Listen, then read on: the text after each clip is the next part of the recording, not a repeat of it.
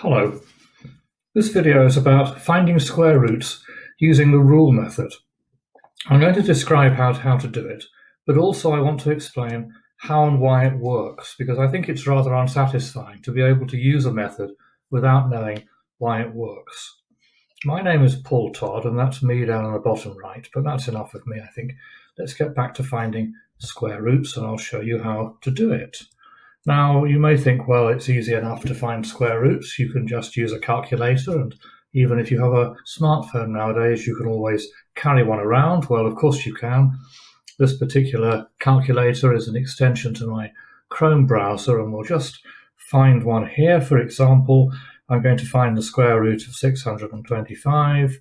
You probably know what that is because it's quite a well-known one, but I've chosen it deliberately because we're going to want to use it later. And all we have to do is tap square root, and there we are. Square root is, and it equals 25. So the square root of 625 is indeed 25. And just one more that I'll do, because again, we're going to use this later. It's obvious to you what that is, but I also want to find the square root of 62,500, which fairly obviously is going to be 250. Because if you multiply the number by 100, you multiply its square root by 10. Now, I've used those specifically because we're going to come back to them a little bit later on. But now what I want to do is show you how to do this without the calculator and how they used to do it before there were calculators, using the rule method. Okay then, let's make a start with the square root of 256. Now, quite possibly you know what the square root of 256 is, but we're going to start with a nice easy number. We'll do something a little bit more complicated later. So here we go. We go 256. Now, we need to group the numbers starting from the right in pairs. If you have decimal points, you group it either side of the decimal point, but we haven't here. So we take the 56 from the right and we just put a comma in like that. It's quite important that you do this. The system won't really work unless you do that. Now, the rule method looks a bit like a long division, and so we'll make it look like a long division because that, I think, will help us a bit. And so here we go. So there we go. Now, what we start off by doing is taking a number which, when multiplied by itself, is less than or equal to 2, the highest number that we can. Now, clearly, that cannot be 2 because, as you know, 2 2s are 4, and that is too many. So the only number it can be, pretty obviously, is 1. And so that's our first number. Now what we do now is we multiply 1 by 1, and of course we get 1, just like long division, this really, isn't it? And then we do a subtraction. 2 minus 1 is obviously 1. And then we bring down the next, not the 1, but next 2 figures. We're grouping everything in 2, remember, with the rule method. And what we do now is, this is also, so grouping in 2 is quite important for the method. The other thing we do is we always double the last digit. So whereas in long division you don't do this, for the rule method we do. So we have a 2 in here. And now the question is, what is the highest number here, which multiplied by 20, whatever that number is, gives us 156? It mustn't be more than that. Well, 5 is obviously too small, because 5 25s, as you know, 5 20s are 100, 5 5s are 25, so that would be 125. 7 is going to be too big, because 7 20s are 140, 7 7s are 49, that'll give us 189, won't it? But if we try 6, then we might, let's have a look. 6 20s are 120, and 6 6s are 36. So indeed, we do end up with precisely 156. And obviously, if we subtract 56 from 156, we get 0. And that means there's nothing left over, and we have found our answer. So the square root of 256 is 16, as I'm sure you'll know, particularly if you have an interest in computing, because 256 is 2 to the power of 8, and 16 is 2 to the power of 4. Anyway, In a minute, we'll do something a little bit more complicated, but that at least shows you the basics of the method. The important things are that you group the numbers into twos, starting from the decimal point if there is one, or the right-hand side of the number if there isn't. And you double the last digit here when you're doing the effectively long division or long division equivalent. And that gives you your square root, and it will work. The technique essentially works for any number that you like. Right, let's try one that's slightly more complicated. Perhaps I should just say before I do this that I was taught this method when I was at school, when I was about 11 or 12, which is well over 50 years ago now. And I've remembered it ever since, even though I have had no reason to do so, because my work has had nothing at all to do with mathematics. But I was taught by somebody, not by part of the curriculum, but just by somebody who was interested. And maybe that's the part of the thing of it, isn't it? If you have an enthusiastic teacher who is just interested in the subject, rather than teaching for a curriculum, maybe people do remember things for a lot longer. Anyway, let's try a slightly different one, as I say. Now, what I'm going to try this time is 65,536. Now, it may well be that you know the answer to this one as well, particularly, again, if you are used to computers. But I'll go into that a little bit later. It's another simple one, but it also shows how the method works. So, again, as before, we group the numbers from the right-hand side in pairs. So we put a comma before the 36 and a comma before the 55. So we're grouping them in pairs like that. And as before, we make it into something like a long division. So here we go. And then we put it across the top like that. Now, we do exactly the same as we did before, but this time we start with 6. And we need to have a number here, which multiplied by itself is the highest number that you can, where multiplied by itself it is either less than or equal to 6. And since 3 3s are 9, it's pretty obvious that the number is going to be 2, isn't it? Because, as you know, 2 2s are rather obviously 4. So we do exactly the same as we've done before. We do the 2 2s 4, and then we do the subtraction. It's pretty straightforward, isn't it? 2. And then we bring down the next 2 figures, 55. Now we do much the same as we did before. We're going to be doubling the last digit, so obviously it's going to be 4.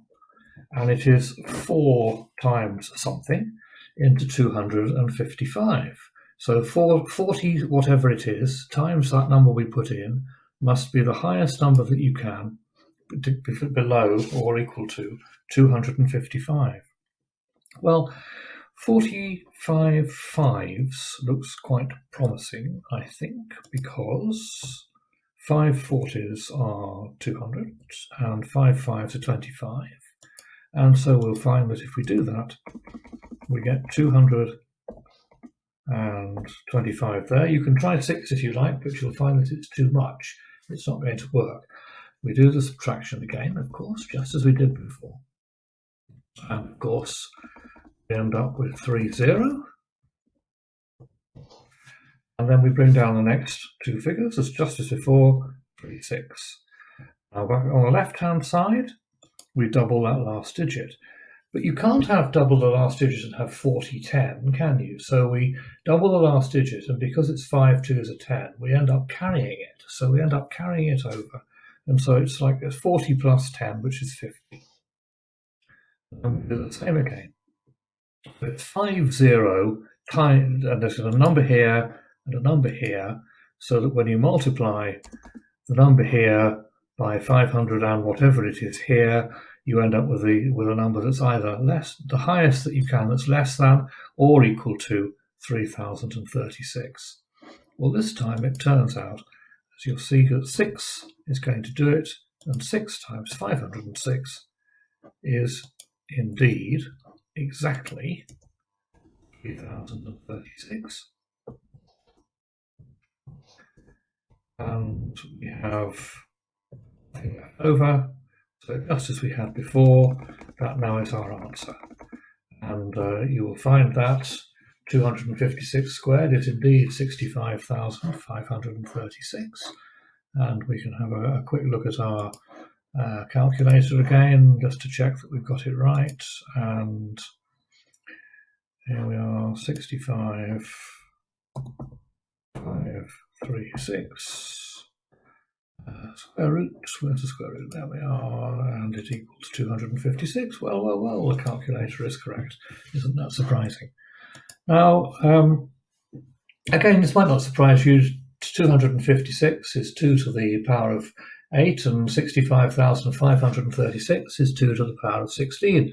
And the reason why I said it might be one that computer users might know is if you're used to programming, or you have done some programming, and you declare a short integer, that is 16 bits or 2 bytes, you can use that number of numbers, 65,536.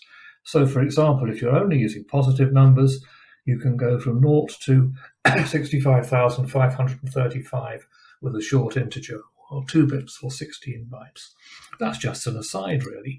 What we need to do now is to work out why this works. Why does this method actually give you a square root? And that's what we're going to do next. To see how it works, then, we need only to remember that if you multiply out the brackets, a plus b, so a plus b all squared, we have a squared plus 2ab plus b squared. Now let's look at this in the context of one of the ones that we've done so far, the 256 square root. As you know, 16 squared is 256. The square root of 256 is 16. So let's look at 16, which is 10 plus 6. 10 plus 6 all squared equals 100, plus 2 times 10, which is 20, times 6, plus 36, okay? So that equals 100 plus 120 plus 36, or, of course, 256. So that's how we get to it. Now let's now have a look back at the calculation we did earlier, where we found the square root of 256. So here we are. Now here you see we start off with 1 times what it's actually going to be 10 times 10 effectively, which is 100. So really we found here, if that was a 0, we found the square root of 100. And actually we can say, we couldn't actually put this out here. It wouldn't make any difference. It's fairly clear that that's what we've done at that point. So you subtract that from 256 and we still have 156 left to find. So we now have 26 times 6. So there's our 100, okay, that's the 10 times 10, plus 6 times 26. Well, 6 times 26 is obviously 6 times 20, or 120, plus 36, 6 times 6, which is 156. So it's exactly the same, actually. You can see exactly where it all comes from. There's the 100. There's the 6 times 20, the 2ab, and there is the 6 squared. So we end up with 10 squared, that's 100, plus 2 times 10 times 6, 12 times 6, or 120, plus 6 squared, 36, which is 256. For the longer one that we did earlier, we need to appreciate that the way the method works is from left to right. So you may remember that we were finding the square root of 65,536, and the square root of that is 256. So in other words, 256 squared is 65,536. What it does is essentially, it finds 200 squared, if you like, then 50. Then it finds 250 squared. So it'll take the square of 200 plus 50 all squared. And then having found 250 squared, it then goes 256 by treating that as 250 plus 6 all squared. It always works from left to right, and it is essentially the same as that we have already seen.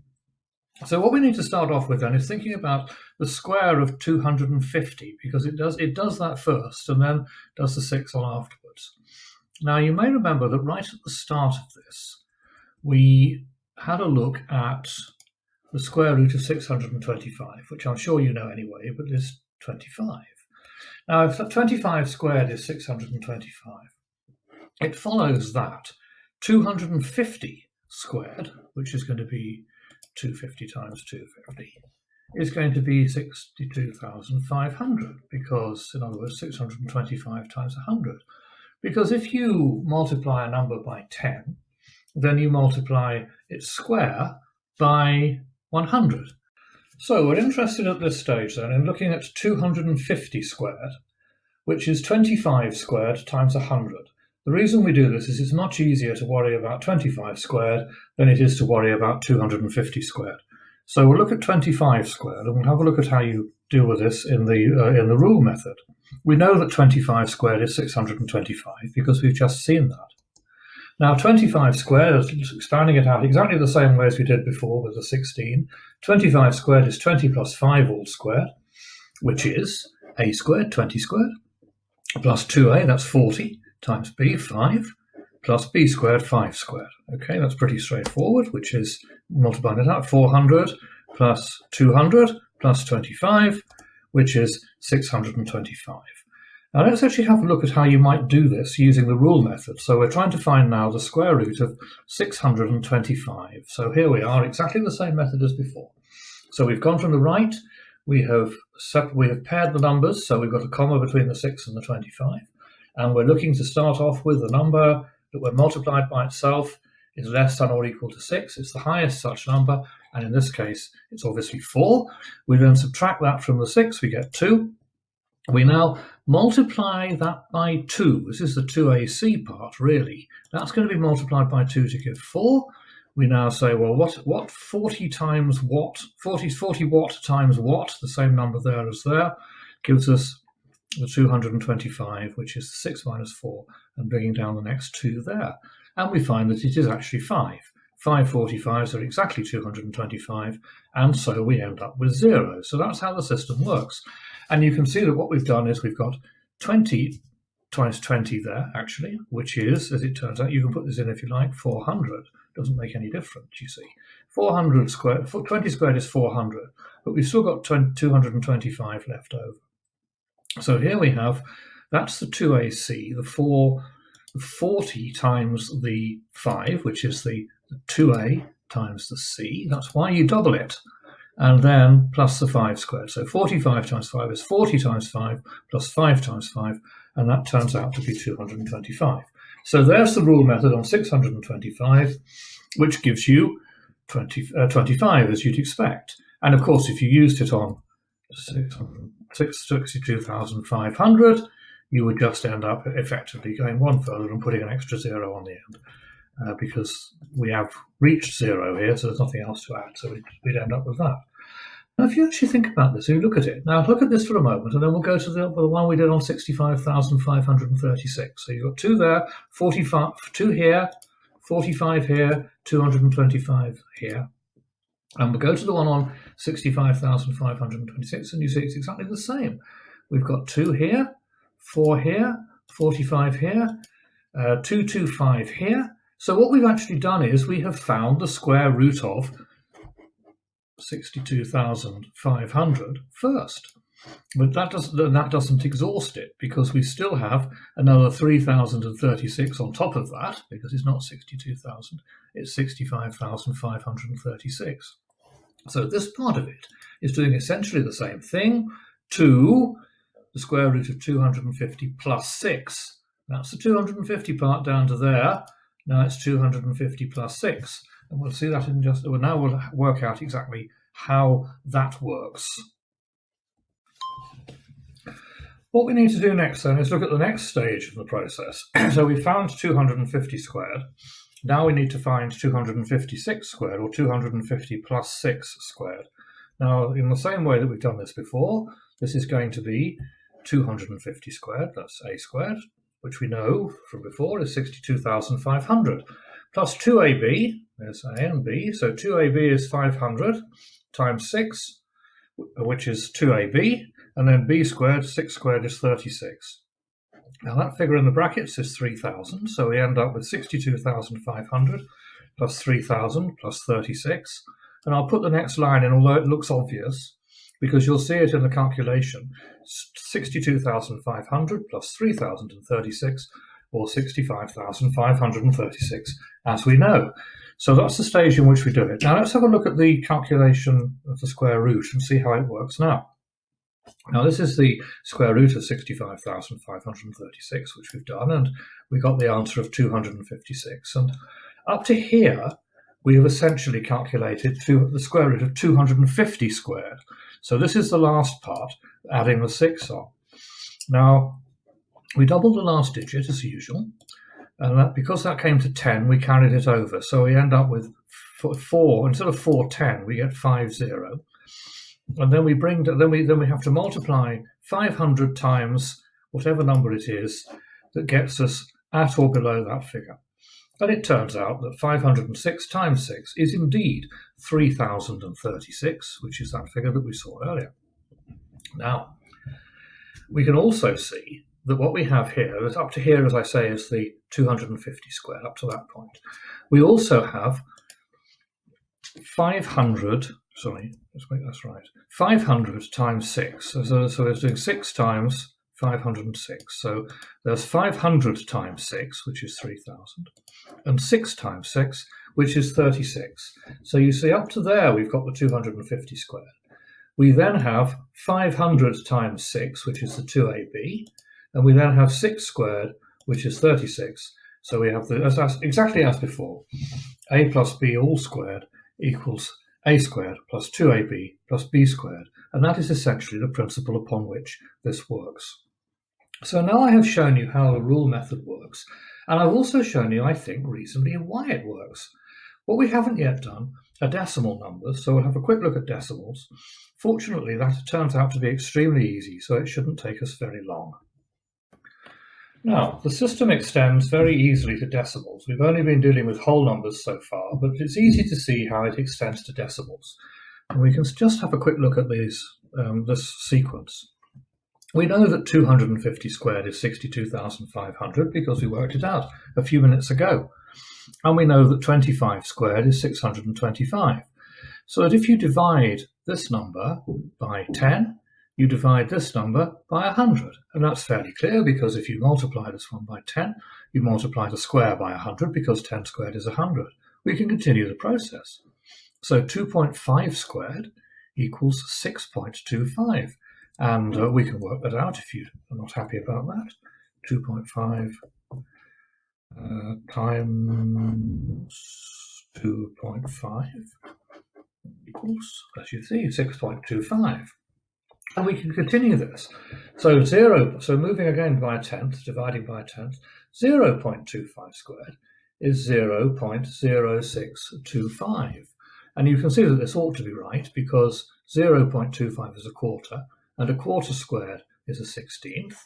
And if we go back to here again, if we go 0.0625 times 16, we should indeed get 1, and we do get 1.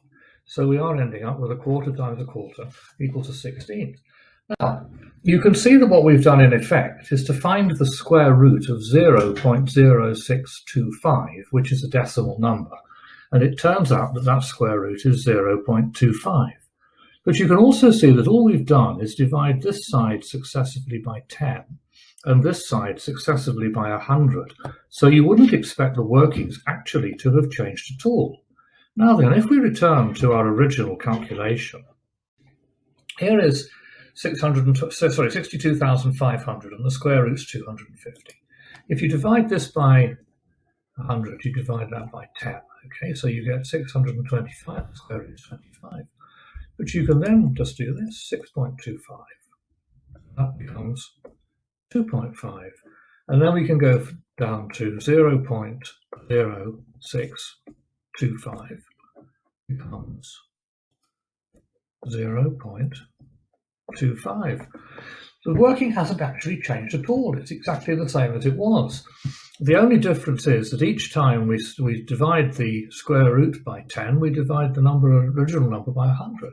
But you can see that what we've got now is essentially the working for finding the square root of 0.0625.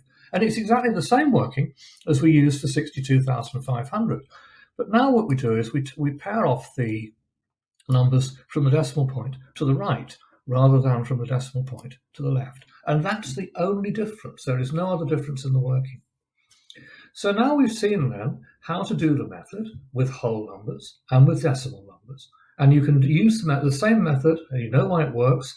You can use it with any number you like, whether it's a whole number or a fractional number, or indeed an irrational number. There's no reason why you shouldn't continue this forever. But of course, if it is an irrational number, you're going to have to decide, if it has an irrational square root, that is, you're going to need to decide how far you want to go, because you could in principle go on forever. So you're going to need to decide how many places of decimals you go before you start. Well, I hope that's been of some help to you and instructive. I've always found this quite interesting, and thank you very much for watching.